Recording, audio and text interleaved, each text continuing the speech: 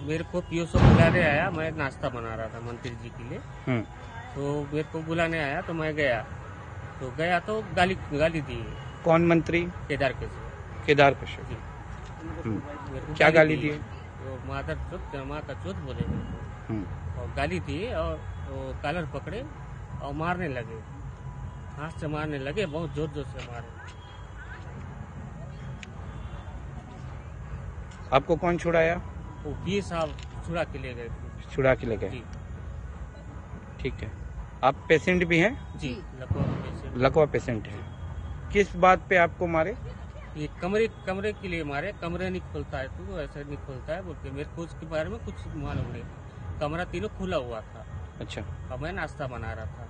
अच्छा, आप इनकी पत्नी हैं? जी। आप क्या चाहती हैं? न्याय चाहिए।